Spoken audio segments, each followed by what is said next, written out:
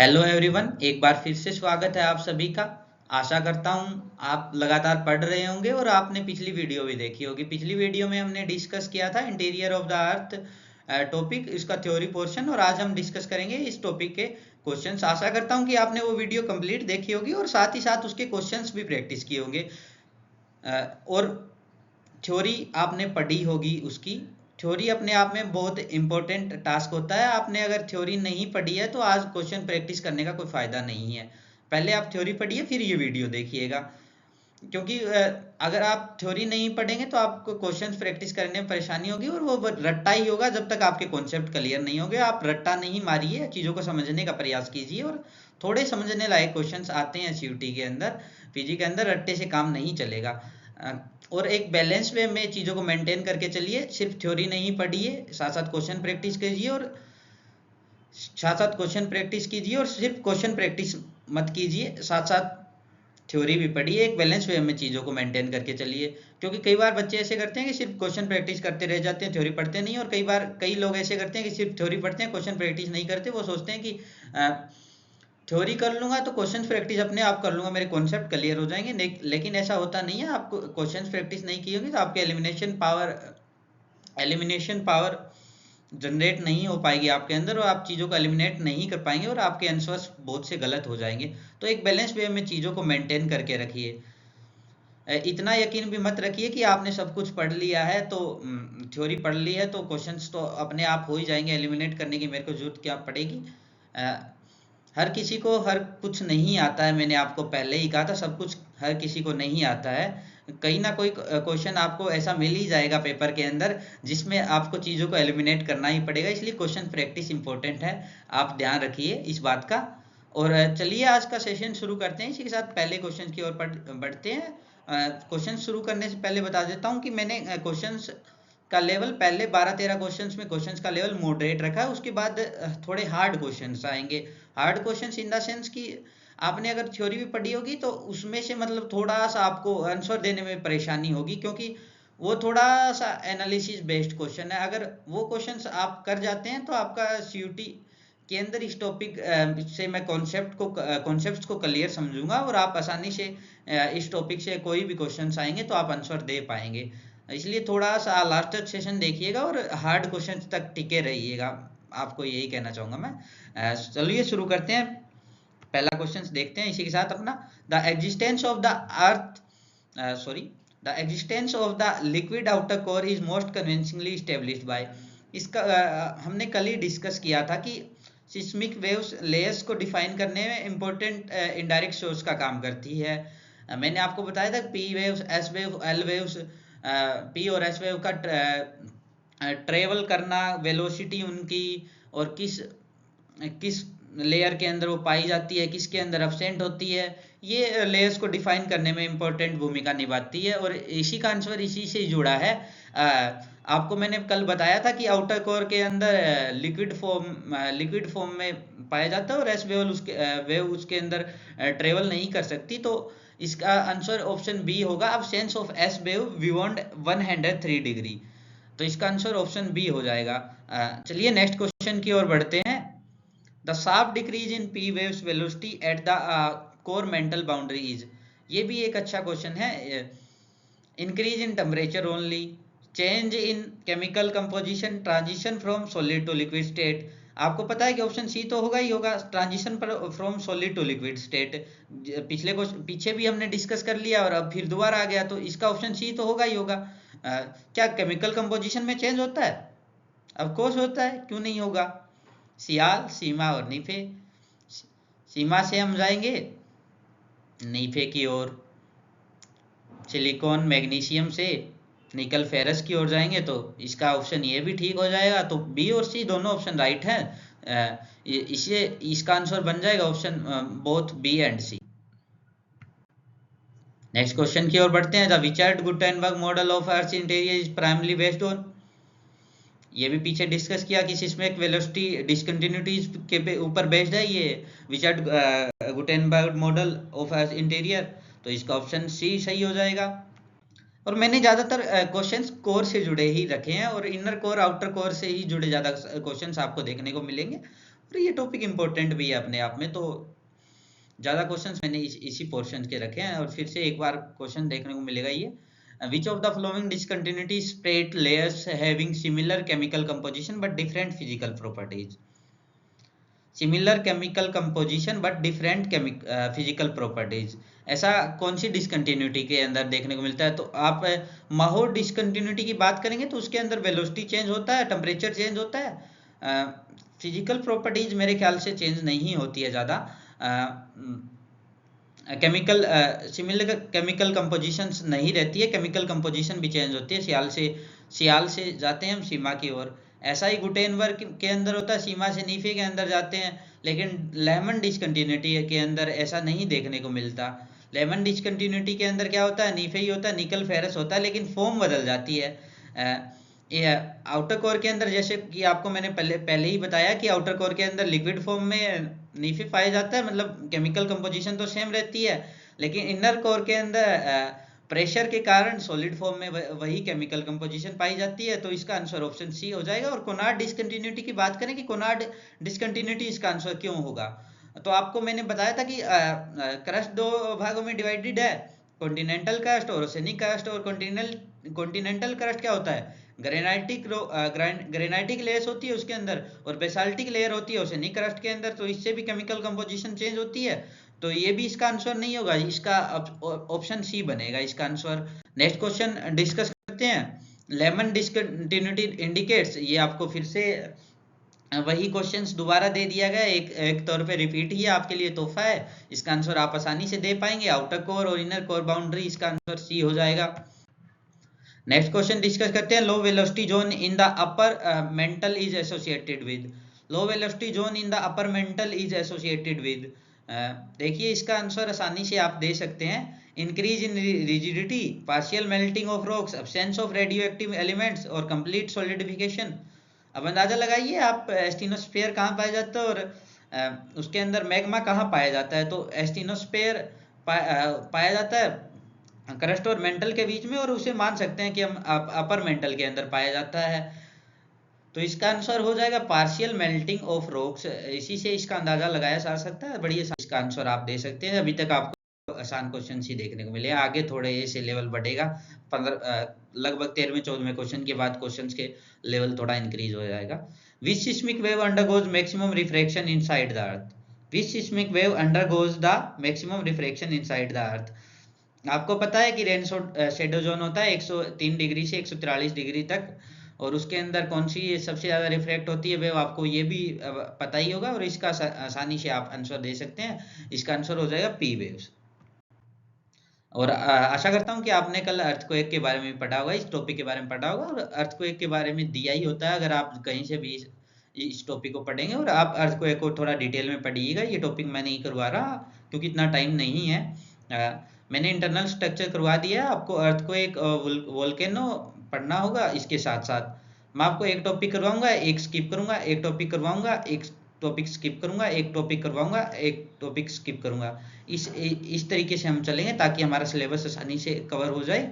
लेकिन थोड़ा बहुत आपको मैं ओवरव्यू दे दूंगा चीज़ों का, लेकिन पढ़ना आपको ही होगा, पहले ही बता दिया, हम गाइड कर सकते हैं। और क्लास के अंदर 40% चीज़ें ही हो सकती है, 60% चीज़ें स्टूडेंट्स को अपने एफर्ट लगा के ही करनी होती है। तो आप थोड़ा सा अपनी तरफ से थोड़ा एफर्ट ज़्यादा लगाएंगे, मैं आशा करता हूँ ऐसा।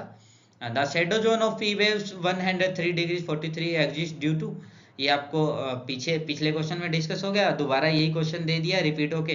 तो इसका आंसर ऑप्शन सी हो जाएगा, refraction of the liquid outer core.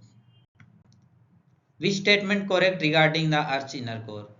Which statement correct regarding the earth inner core, इसका आंसर भी आप आसानी से दे पाएंगे। आउटर कोर आपको पता ही है लिक्विड फॉर्म में होती है, इनर कोर सॉलिड फॉर्म में होती है, और मैंने डिस्कस भी किया था कि हाई प्रेशर के कारण ये सॉलिड फॉर्म में आ जाती है। तो इसका आंसर ऑप्शन बी हो जाएगा, बड़ी आसानी से इसका आंसर वो दे सकते हैं आप। The major source of earth internal heat responsible for mantle convection is, अगर आपने थ्योरी ध्यान से पढ़ी होगी तो इस क्वेश्चन का आंसर दे सकते हैं। और अगर आपने थ्योरी पढ़ते वक्त थोड़ा आनाकानी की होगी, थोड़ा लेजीनेस के साथ पढ़ेंगे पढ़े होंगे तो आपको कहीं ना कहीं ये क्वेश्चन आपको परेशानी में डाल सकता है। तो इसलिए आपको कहता हूँ कि आप कोई भी सेशन देखना शुरू करें तो पहले अपना मुंह धो के थोड़ा सा नींद वींद उड़ा के फोन साइड में रख के साइलेंट रख के, अगर आप फोन से देख रहे हैं तो उसके नोटिफिकेशंस ऑफ करके आराम से देखिए, ताकि आपको बीच में डिस्टरबेंस ना हो और चीजें छूटे ना, क्योंकि क्वेश्चंस लाइन टू लाइन भी उठाए जा सकते हैं। एनटीए का कोई भरोसा नहीं है। मैंने पीछे भी बताया था कि मॉडल एंड थ्योरी से 8-9 क्वेश्चन दे दिए, 24 में 25 में एक भी नहीं दिया। और एक दो क्वेश्चंस लगातार 3-4 साल से रिपीट हो रहे हैं। और एनटीए अर्बनाइजेशन पे पिछली बार 3 क्वेश्चन दे दिए थे लगातार। तो एनटीए पे कोई भरोसा नहीं है कि किस टॉपिक से कितने क्वेश्चन उठा ले, तो इसलिए आपको थोड़ा सा अच्छे से हर टॉपिक प्रिपेयर करना होगा, चीज़ों को स्किप करने से बचना होगा। इसका आंसर ऑप्शन सी हो जाएगा, रेडियो एक्टिविटी के आंसर हो जाएगा इसका। नेक्स्ट क्वेश्चन,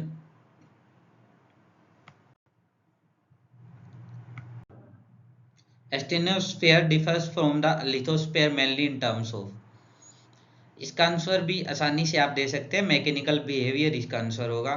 ये बड़ा ही आसान क्वेश्चन था अगर आपने थ्योरी पढ़ी होगी तो। Which of the flowing sequence represents increasing density, ये आपको पता है, इंक्रीज डेंसिटी इंक्रीज होती है और किस सीक्वेंस में होती है ये भी आपको पता है। लेकिन ऐसे क्वेश्चंस में परेशानी क्या आती है, ऐसे क्वेश्चंस को करते वक्त हम पेशेंस रखते नहीं है, जल्दी जल्दी में आंसर देने की कोशिश करते हैं, और हम ज़्यादातर क्वेश्चंस का आंसर देते वक्त कंफ्यूज हो जाते हैं आउटर कोर इनर कोर में, अपर मेंटल लोअर मेंटल में। तो आपको कंफ्यूज नहीं होना है, और क्वेश्चंस का आंसर देने से पहले एक बार सोचना है और सारे ऑप्शंस को आराम से पढ़ना है। ऐसा ना हो कि आप देखते ही आंसर करें कि क्या आसान क्वेश्चन आ गया है, अभी आंसर करके इसको फारिग करते हैं, नेक्स्ट क्वेश्चन की ओर बढ़ते हैं। ऐसा नहीं करना है आपको। भले ही आपको क्वेश्चन आता हो और फर्स्ट व्यू में आपसे आंसर बन रहा हो, लेकिन आपको एक बार सारे ऑप्शंस पढ़ने हैं। ऐसे क्वेश्चंस में परेशानी होती है कि इनर कोर आउटर कोर आगे पीछे दिया होता है, और बच्चा जल्दी जल्दी पहला ऑप्शन देखते ही क्लिक कर देता है और क्वेश्चंस गलत हो जाते हैं। इसका आंसर ऑप्शन ए होगा। इसका बताने की मेरे ख्याल से मुझे आवश्यकता भी नहीं थी, आपने फर्स्ट व्यू में ही दे दिया होगा answer. The Conrad discontinuity is best developed under, ये भी बता सकते हैं कि डेवलप अंडर ऊपर होती है कॉन्टिनेंटल क्रस्ट, नीचे ओशनिक क्रस्ट होती है, तो इसका आंसर हो जाएगा कॉन्टिनेंटल क्रस्ट। और rigidity of earth material is minimum in the, rigidity minimum होती है आपको पता ही है एस्टेनोस्फेयर में। Which evidence supports chemical differentiation of earth's interior, इसका मेटेरिटिक कंपोजिशन हो जाएगा। ये भी एक आसान क्वेश्चन था, टोटली फैक्ट बेस्ड क्वेश्चन था ये। अब क्वेश्चंस थोड़े हार्ड हैं और थोड़े सोचने वाले हैं। 15 क्वेश्चन मॉडरेट लेवल रखे थे, अब 15 क्वेश्चन थोड़े हार्ड है, तो थोड़ा सोच समझ के आंसर कीजिएगा इनका। Which factor is not responsible for the increase of seismic velocity with depth in the mental, आपको पता है कि प्रेशर रिस्पॉन्सिबल है, रिजिडिटी रिस्पॉन्सिबल है, और टेम्परेचर रिस्पॉन्सिबल नहीं है। टेम्परेचर इसका उल्टा है, टेम्परेचर इंक्रीज होगा तो सिस्मिक वेव्स की वेलोसिटी डिक्रीज होगी, अगर वेलोसिटी इंक्रीज हो गई तो टेम्परेचर डिक्रीज होगा, तो इसका आंसर ऑप्शन सी हो जाएगा।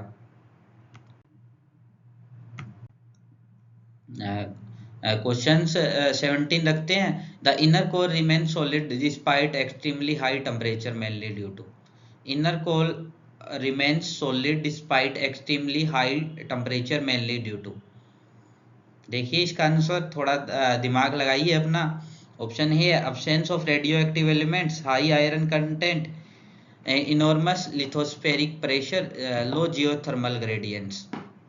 inner core remains solid despite extremely high temperature mainly due to, inner core solid रहती है किसके कारण बताइए, पीछे भी बताया था मैंने, बस थोड़ा सा आगे से नाम 2 लाइन अलग जोड़ दी है। प्रेशर ही होगा इसका रीजन, बड़ी आसानी से आप आंसर दे सकते हैं। The D layer double prime is located at, ये मैंने आपको नहीं बताया था, और मैंने कहा था कि कुछ चीजें आपको खुद से ही पढ़नी होगी, थ्योरी अगर आपने पढ़ी है तो इसका आंसर आप दे पाएंगे आसानी से।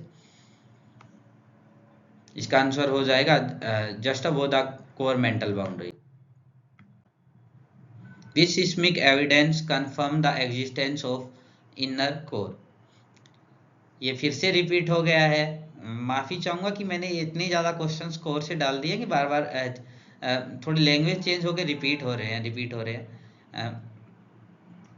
इसका लेकिन आंसर थोड़ा सा मतलब हट के रहेगा, थोड़ा सा सोचना पड़ेगा इसका आंसर देते हुए। क्वेश्चन वही है, आंसर देते वक्त परेशानी आएगी इसके अंदर क्योंकि लैंग्वेज चेंज की गई है।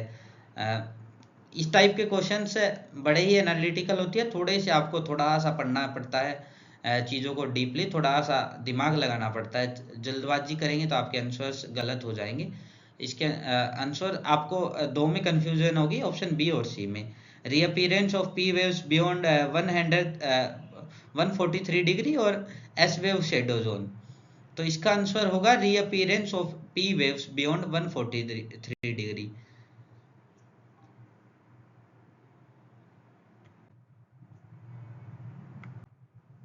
Which wave type is used to infer elastic properties of Earth's interior? Which wave type is used to infer elastic properties of Earth's interior?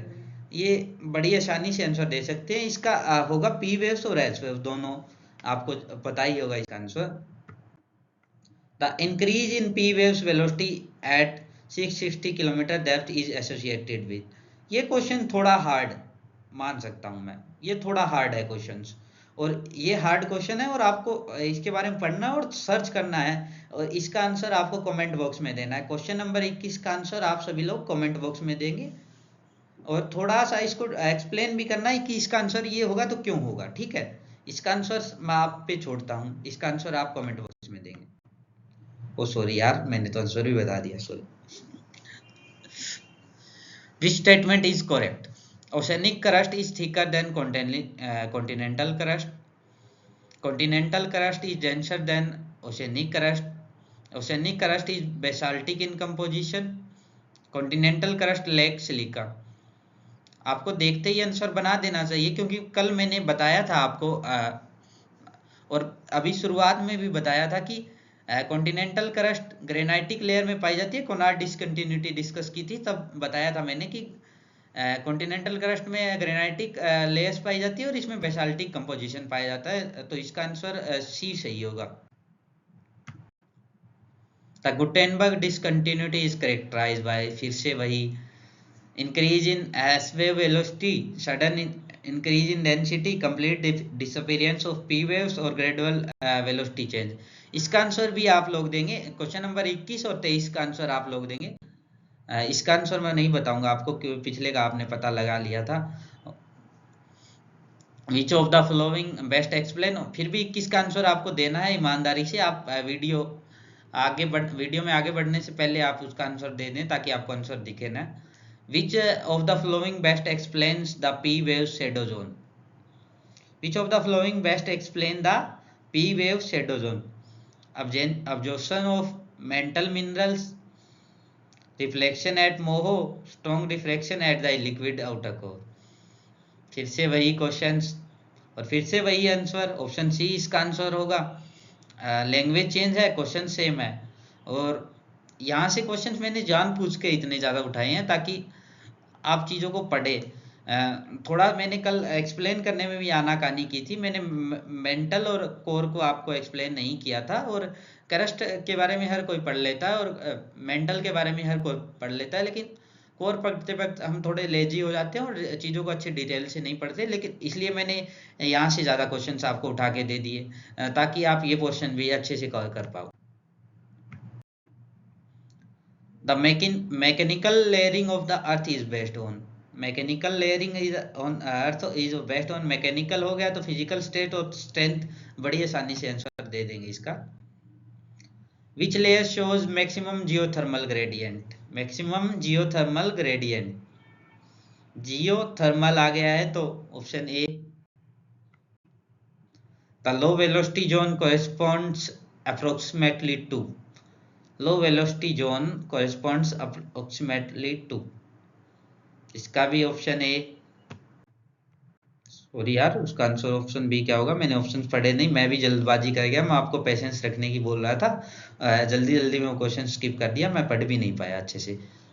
चलिए छोड़िए, माफ़ी चाहूँगा इसके लिए। मैं ये क्वेश्चन कल की क्लास जो भी लूँगा, नया टॉपिक पढ़ाऊँगा, उसके अंदर इस क्वेश्चन का आंसर अच्छे से एक्सप्लेन कर दूंगा। Sorry. Which discontinuity is absent beneath oceanic crust?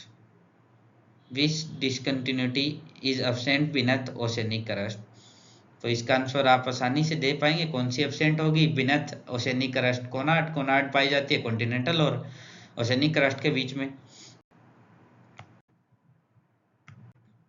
The presence of nickel iron in earth core is inferred mainly from deep sea sediments, meteoritic composition, seismic reflection और volcanic लावा।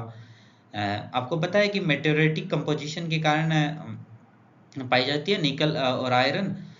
जैसे जैसे पहले आपको पता है कि अर्थ गैसियस फॉर्म में था, जैसे जैसे चीज़ें सेटल डाउन होती गई तो जो भारी वस्तुएं थी, भारी जिनका वॉल्यूम मास ज़्यादा था, वो चीज़ें नीचे जाती गई और भी वैसे ही इनके कंपोजिशन बनती गई। ऊपर जैसे एटमॉस्फेयर है, गैसियस चीज़ें हैं, फिर सॉलिड है, फिर धीरे धीरे धीरे धीरे धीरे वेलोसिटी और वॉल्यूम के बेस पे नीचे जो भारी कंटेंट है आयरन और निकल जैसे पाए गए, ऊपर एल्यूमिनियम, आपको पता ही होगा। तो इसका आंसर ऑप्शन सी हो जाएगा। Which one of the following sequence is correct from the Earth's surface to center? Which one of the following sequence is correct from the Earth's surface to center? बताइए इसका answer. ये भी आसान question है लेकिन थोड़ा सा कंफ्यूजन देगा आपको। लिथोस्फेयर, स्टेनोस्फेयर, मेसोस्फेयर और कोर। ये भी एक स्कॉलर का डिवीजन था। इसका आंसर होगा option A. Thank you very much. और आज भी एक फोटो लेके आया हूँ आपके मोटिवेशन के लिए। ये है जेएनयू की library, doctor B R. Ambedkar library. इससे आप थोड़ा मोटिवेशन लीजिए। और आपको मैंने एक बात बोली है कि आप इम्प्रूवमेंट सजेशन जरूर रखिए। मेरे को नहीं लगता कि मैं सब कुछ जो आपको पढ़ा रहा हूँ वो बिल्कुल सही है, इसमें इम्प्रूवमेंट्स और सजेशंस की ज़रूरत नहीं है। तो आपको जो भी कमियां वीडियो के अंदर दिख रही है, जो भी इम्प्रूवमेंट्स दिख रहे हैं, जो भी आपको सजेशंस दिख रहे हैं, तो आप प्लीज़ दीजिए ताकि मैं आपको अच्छा कंटेंट प्रोवाइड करवा पाऊँ और मैं थोड़ी और मेहनत करूँ।